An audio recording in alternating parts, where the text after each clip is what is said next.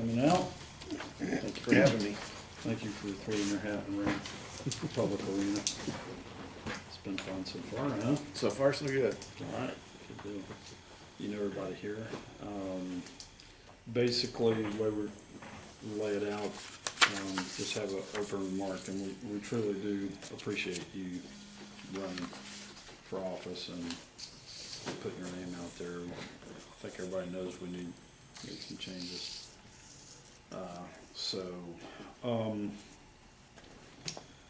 Candidates open up to 5 minutes. We're gonna have 30 minutes of questions. And candidates closing up to 5 minutes.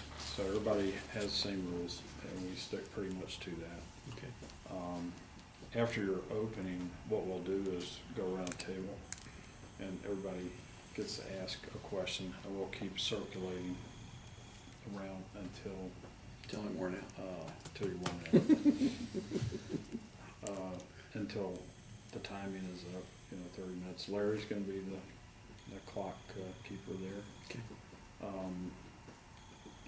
And with that, what we'll do is we have our own set of questions that we've developed, and also the questionnaire. So we will probably refer to both of them during questioning. So with that, did you want to start off, Larry?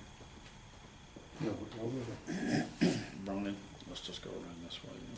okay, he's not gonna do his 5 I'm minutes? sorry, do your 5 minutes. And, I'm not going to spend I'm not going to spend 5 minutes. I but don't. you have up to 5. I don't want to talk that much about me. I'd rather get on to the issues. Okay. Everybody knows that I'm pretty sure that I'm a native Texan, Vietnam Gulf War, disabled vet. I never thought I'd get into politics as far as running for office, but even while I was in the military, I did a lot of things to voice my opinions, and one of them was the pro-life movement in Colorado. A number of other things throughout my career, but between the pro-life and the gun movement, those were my two big issues while I was on active duty and reserve duty. I got out off of active duty after my first wife died, and spent 5 years on the outside. Bought a business, ran it for quite a while, and then went back into the Air Force Reserves, and then retired from there in 1997 with 100% disability for injuries that took place during duty. And when I moved to Texas after that with my 2 daughters, I started getting involved with the Republican Party. And then the only major groups that were out here were women's groups. So I started in with some of those to include the Montgomery County Republican Women's Club, the Texas Tea Party Republican Women, and then I also volunteered at the Pregnancy Assistance Center. There were a number of issues and things that I worked on. One of them was the hospital district. I carried a lot of petitions, got a lot of signatures for that. We were trying to dissolve the district because the hospital district was running amok with the funding, the board that was in there. And we didn't do away with the district, but we did manage to make a lot of changes, got a new board in there, and a lot of the stuff that was taking place stopped and started becoming more transparent. One of my big issues was the building that they were in. They bought for $5 million and then ended up selling it for $4 million for a loss of over $1 million to the taxpayers. And that really irritated me because their comments were they couldn't maintain it, the facility itself, building maintenance and exterior maintenance, and they also couldn't lease out the property. And You got 1 minute left? I left that alone, and then when they decided to build a new building, they were talking about $11 million project. I'd had enough and I had to get involved. And the board member that was there in my area was leaving, so I decided to run for that position and got on the board, and I've been making changes ever since I got there. I didn't think I'd go any further, but there's a definite need to make some changes in Montgomery County, and that's what I'm looking to do.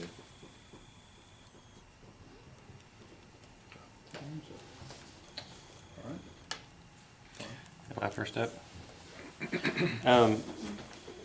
So the county does a lot of tax abatements for businesses mainly. What is your view of tax abatements? How should the county handle that sort of thing? You as county commissioner, how are you going to tackle with that issue, and why would you do it that way? I have a number of problems with tax abatements. I understand the need for economic development and bringing in big companies. If you're a deprived area that you're not doing well economically, we don't have that problem. If they want to come here, we should open our arms and welcome them in, but we shouldn't give them everything that shouldn't give them open. And I have a problem with it because we do that for large corporations, but we don't do anything to help small businessmen. And the small businessmen are the ones that are the backbone of the county and the state and the nation. And we don't help them at all with anything, any subsidies or any tax abatements at all. And I think if you're going to do it to one, it ought to be across the board for everybody. So since the economic boom is happening, do you foresee you supporting any tax abatements for the next few years? And is there any merit in looking at the current abatements to see if they're following through with their agreement on both sides? I have looked at some of the abatement agreements. The Walmart shopping center was not shopping center, but the warehouse was probably the biggest one that we did there in East County, and it's turned out to be very lucrative for the county, for the taxpayers by giving them the abatements. I mean, it was just a period of time that the taxes aren't there, and then when they come, they're massive. So it's I don't know. Okay. All right. What are the three top areas in your mind for the budget? What needs to be adjusted? I've looked at the budget. I don't want to say it's a cop-out to be able to get in there to be involved with it, but I did the same thing with the hospital district. Until I was there, I couldn't look at it from the inside and see what needed to be done. We need more money for law enforcement. We don't have enough cops out there. The crime is increasing, and I don't want to cut the budget there. I think there are ways that the overall budget for the county can be cut, not necessarily for precinct 4. One of the ways is the current commissioner, Ed Reinhardt, has done a great job with outsourcing the road repairs, and instead of doing it with county employees, it's contracted out to small businesses, and it's saved the county millions of dollars over the long run for doing that. That's an issue for the entire county that I think that it would be nice if the other commissioners would get on board doing that. I don't have a big specific cut for other departments. Some of the other departments are doing well by cutting back their own budgets, and we see it every month in the commissioner's court. I don't remember all three because I didn't write it down. What was the rest of the question? No, that was it. Just Okay. 3 areas for budget adjustments. Okay. So, You and Nick? Uh,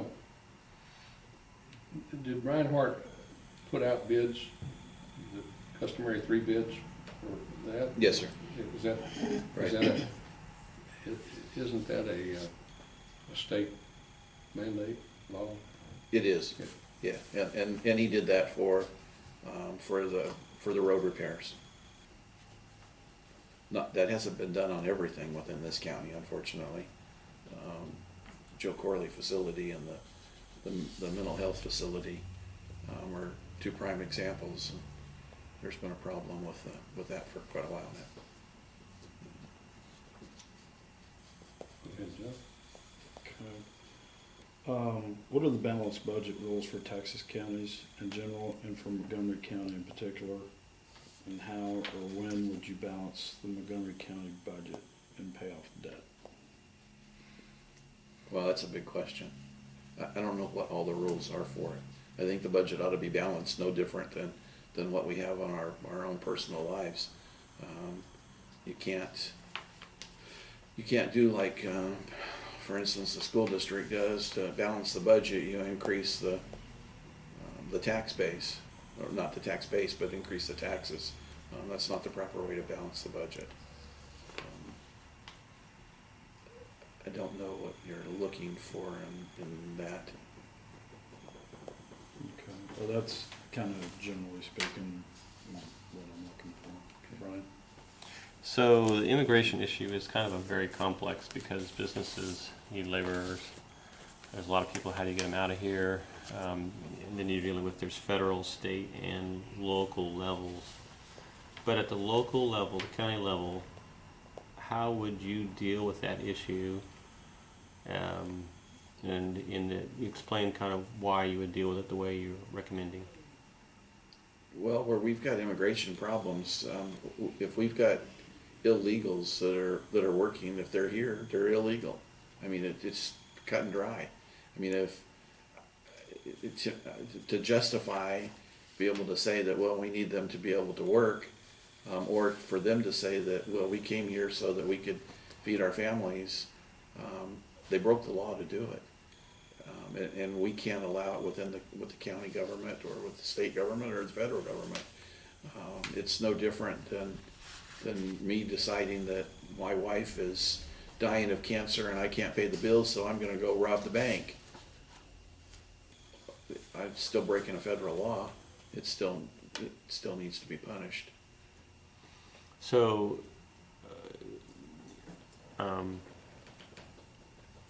and what are you gonna make any big pushes one way or the other on it? I mean, because here's the issues that we face with. So we get in a car wreck with an illegal, Right. and our insurance eats it, Right. and they don't get a ticket, and so we're out dry, Right. So it's our fault. Right. Or, they're getting all these welfare benefits, Right. Lone Star cards and such, and we're paying for it. Right. So, and then ICE won't take, and they just turn them loose. So, what's your plan? What's your thoughts? What can be done? Well, we had a community in northern Texas. The city made it illegal to rent to illegals. It also made it illegal for you to hire them. It's already a law. It just needs to be enforced. We can't continue to give everything away like we're doing. And the idea that we have to have them here because there's jobs that nobody else will take is just, it's wrong. There's a number of construction jobs that are out there that people would like to have, but they can't because they're not part of the Hispanic mafia that's out there that you're not going to get on a job site. We've got a number of things that are taking place in the community that people don't even think about. Building is one of them where they're, I don't know if I want to go into that or not. It's got to be stopped. We need to enforce the laws that are there. If they're picked up, Conroe is a sanctuary city and it shouldn't be allowed. It shouldn't be allowed in the county. if an officer pulls them over, they don't have a driver's license, they don't have insurance, they don't have titles and registration, their car gets impounded and they go to jail. That's the way it should be. ICE will pick them up if they go to the county jail. At one time it was 11, there had to be 11 of them, and they'll transport them to Houston. They were transporting them, but as soon as they get them there, they would let them go. We don't have any control over that. All right, what's your position on toll roads?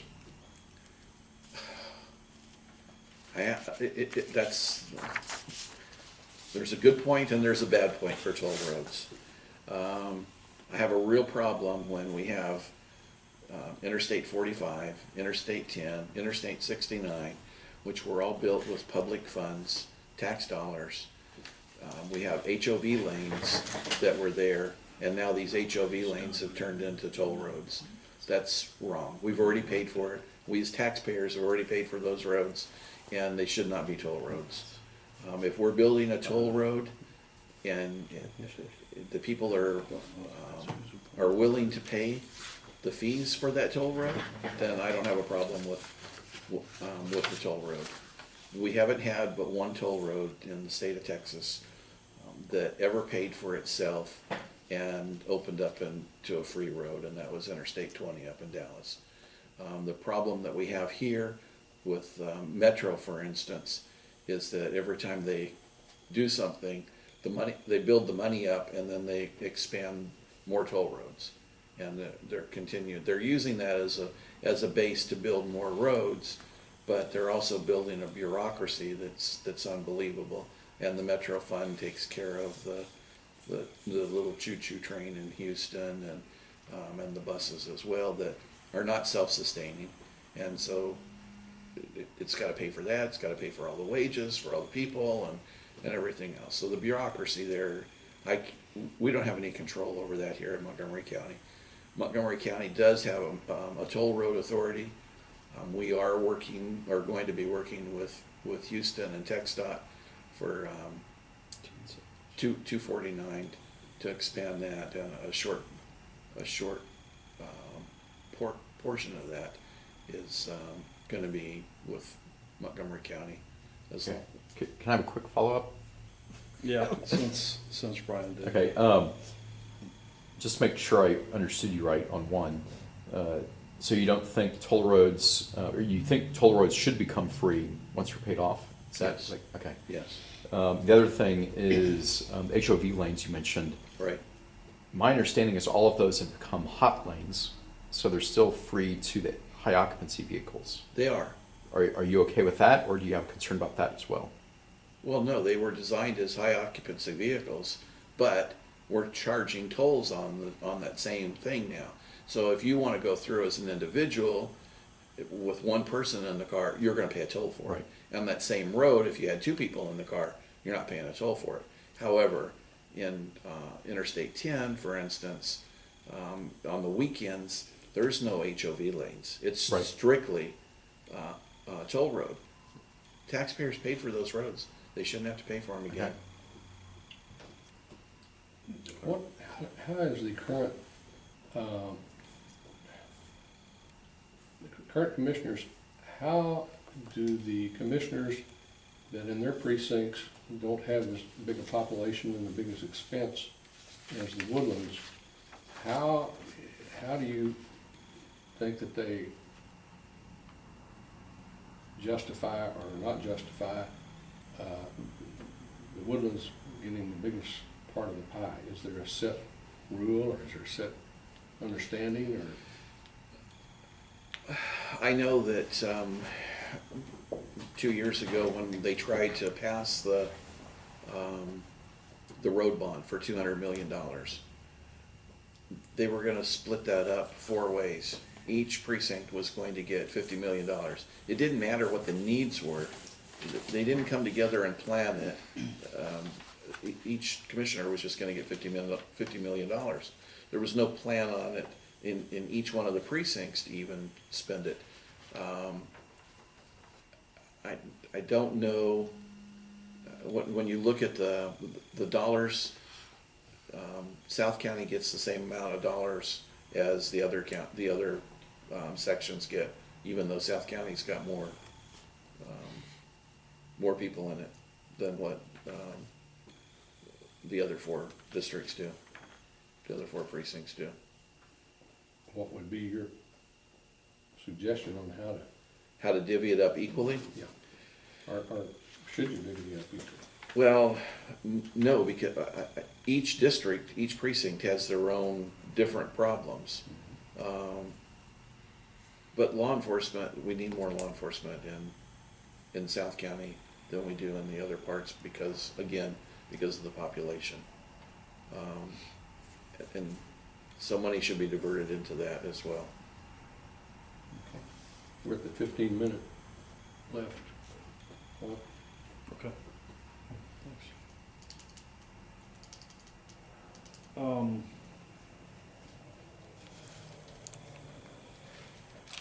If there's a decrease in property valuations, will you vote to increase the property tax rate? In other words, if the market goes down. If the market goes down, then you have to,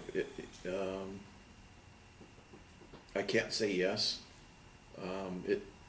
It depends. If you can balance the budget without it, then no. Lately, we've been dropping, the hospital district, we've been dropping our tax rate, but because of the market evaluation, we're getting an increase in revenue. That's a good thing. If it turns around the other way, you come to a point where you can't break even, you're gonna have to do something. You've gotta have the money to operate. We're not losing people, we're not losing the responsibilities that we have. We're still gonna have to worry about safety and security, we're still gonna have to worry about the roads, we're still gonna have to worry about, the things that the government's supposed to take care of. Those are the 2 biggest. Okay, and in the same breath, as the property assessments increase, giving government, of course, a bigger piece of the pie, should tax rates decrease so that the tax revenue remains constant or grows at a reasonable rate? Yes. And what is a reasonable growth rate for tax revenue? Do you know? I don't remember the formula. I can't memorize this one, but it's to do with the population and the increase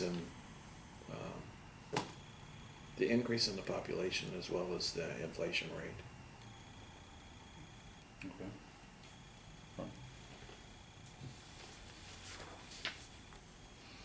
So, on the water, recently, I think there's a water pipeline going from Lake Conroe to the Woodlands, to provide their water sources. That was a huge bond loan, Yes. and the voters didn't get to vote on it.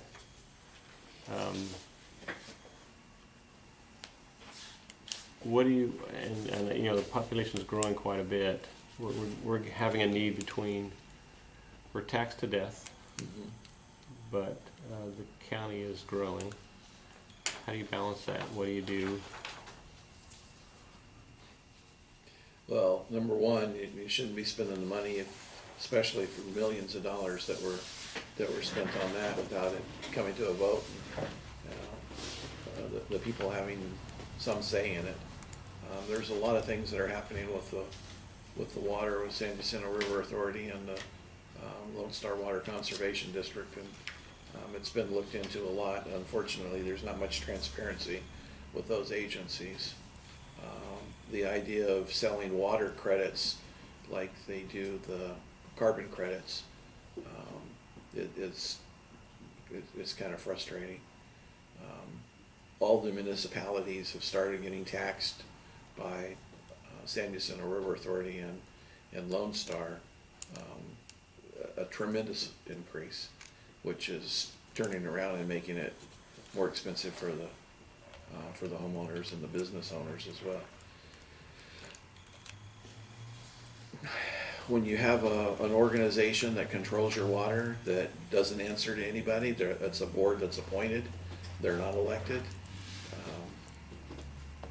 there's not much you as a taxpayer can do other than revolt and petition the government and try to get it changed, but you can't kick these people out of office that are making these decisions, because they're appointed.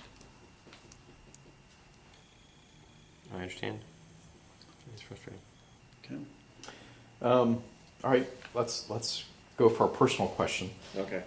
What do you think the salary should be for the commissioner's position? I don't know.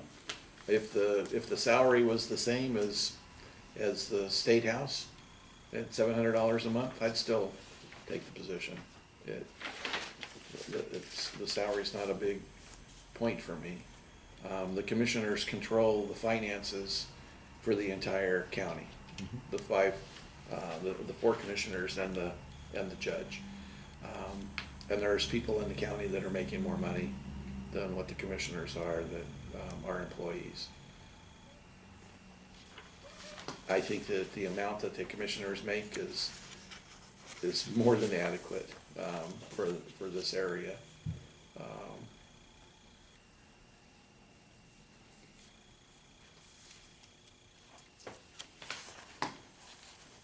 right.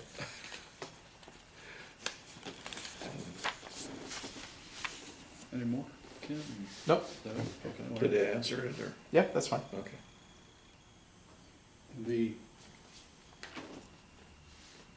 I'll pass. Go ahead, John. Okay, cover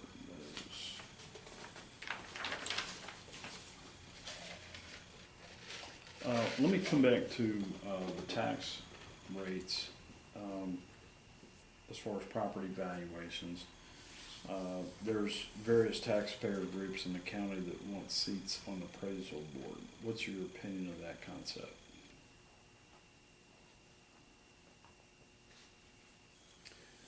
I'm not sure how the appraisal board is set up. I believe it's appointed positions. And I think that the positions should be spread out so that you don't have one. That's one I don't know enough about. I don't know who appoints them, whether it's the commissioners that are appointing those. It's another. I'm not sure that that's one that you can actually have elections for. But there should be a cross of different people that are on that board. Okay. How will you improve the transparency and access to financial and other records within the county? I think everything should be out there. What do you mean on The check registry should be online. They should be able to access that. They should be able to access any money that comes in from the taxpayers. They should be able to see what their money was spent on. There shouldn't be anything hidden from them. You shouldn't have to get file the paperwork to get Freedom of Information Act to get this stuff. It should be there, and you should be able to just go online and say, okay, they spent this much, and why did they spend this much? Where did it go? 8 minutes left. that? Okay, fine. So there's an association of Texas counties or something like that. There's an association that where every county There's a will number of different pay ones. a fee for services, and they're kind of like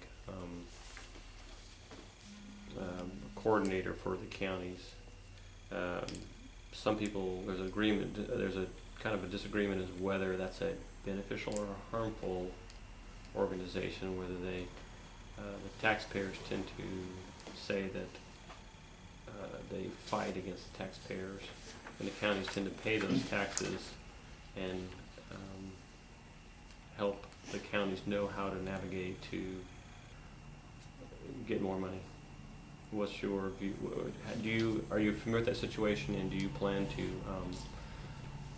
vote for or against? Like joining? HGAC. Yes. I think it's Texas Association of Counties. So there's a number of the things. Anytime that you're paying you're using taxpayers' dollars to fight the taxpayers is wrong. So if they're doing something, and again, it's,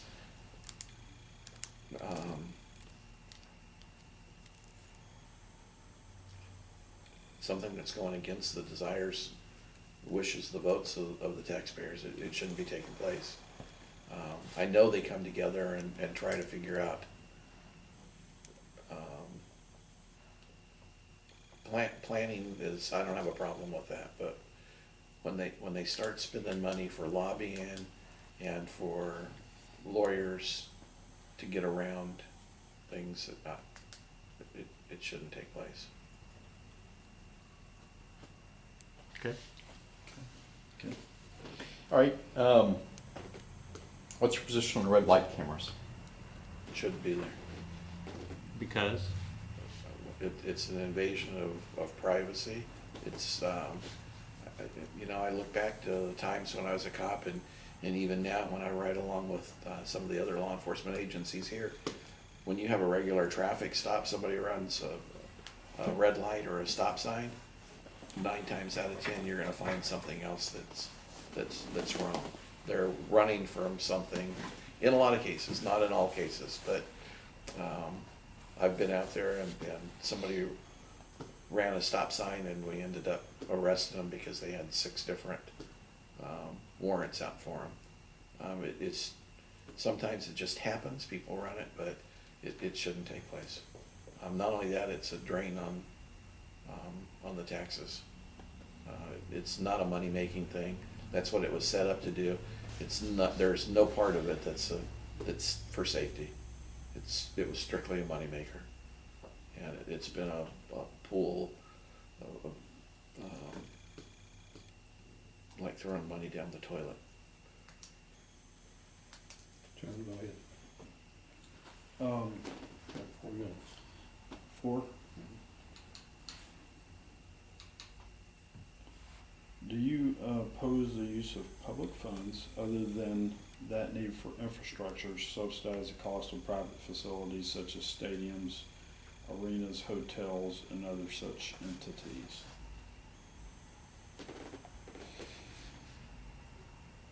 That's your softball of the night.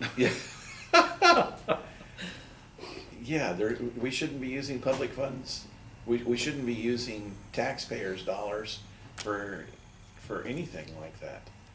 It's always been a problem with building somebody else's business up for them. If there's a profit in it, let them make the profit. Let them make the investment. Don't make the taxpayers do it. Okay, that was the slider. Now comes the hardball. Okay. What amount of road bonds are needed for Montgomery County, and why is that I don't know. appropriate amount? I don't know what the amount of road bonds are. We have not had a central planning. There's been no areas where all 4 of the commissioners have come together with TxDOT, and with the commissioners themselves, and come together and planned out what we need for roads. There's just been no planning. And that's part of the problem why the $200 million bond didn't go through, because each one was gonna get $50 million, but they didn't know what it was gonna go for. They just know it's gonna go for roads. You can't, when you've got things like, we know that we're gonna have to widen out Highway 242, for instance. We're either gonna have to build another bridge beside that, going over San Jacinto River, or we're gonna have to build one over it, or something, but you cannot continue on with a 2-lane road there. That's gonna cost millions of dollars. Okay, you got 2 minutes. For a question? Yep, Or question and answer, 2 minutes. pass? Ken? All right, what do you think the role of religion or moral values should have in politics? Well, you can't have laws without having religion. That's where it started. God gave us the law, and we're to abide by His law first, and that's where it all started. Morality and everything. I've got one. So there's been a lot of talk about changing the property tax, uh, removing it basically and I would funding love it. to do away with property tax. I think it should be abolished and we should go to, sales tax. So increase the sales tax. Increase the sales tax and do away and with lower the property property tax. And that, and why? Why that? Well, for a number of reasons, but you never own your home. With, even if you pay it off, you're constantly gonna have to pay the taxes for it. So it's never yours. Okay.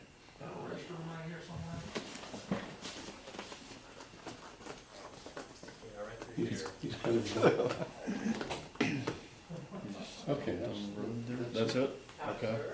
It's David. All right, next phase is that David? No? Yeah.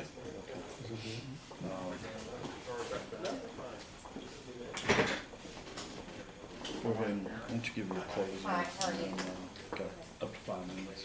And how are we gonna do this? Want to close that door? Yeah.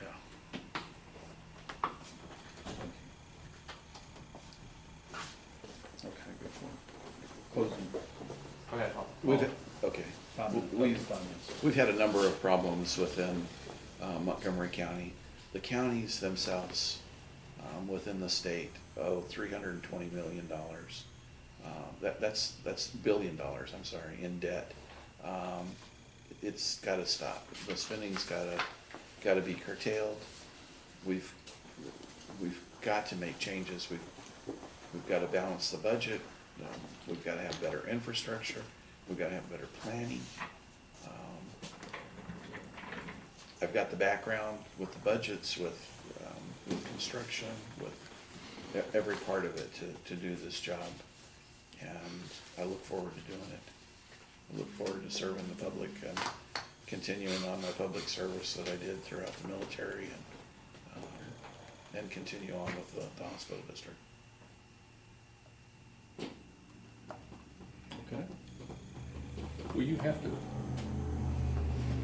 when will you have to resign from the hospital district? They'll have their elections in November. And Not this year, not this November? no, the following, Next. right. So anytime after I win in the primary, I can resign, or I can stay on until the December election. Because I won't be sworn into this position until January 1st. Is that a paid position? No. It's a full-time position for me, but it's not paid.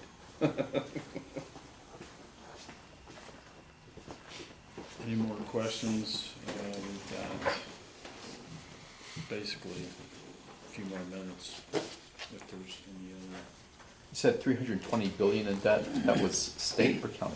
That's counties. The Okay. counties and municipalities in Texas are $320 billion. Oh, okay. All counties. All Okay. counties. No, not just Montgomery Okay. County. I was All, gonna say, no, not us. I mean, it's everything. I've got the paperwork coming from the comptroller's office. I ordered it today to find out exactly where we're standing.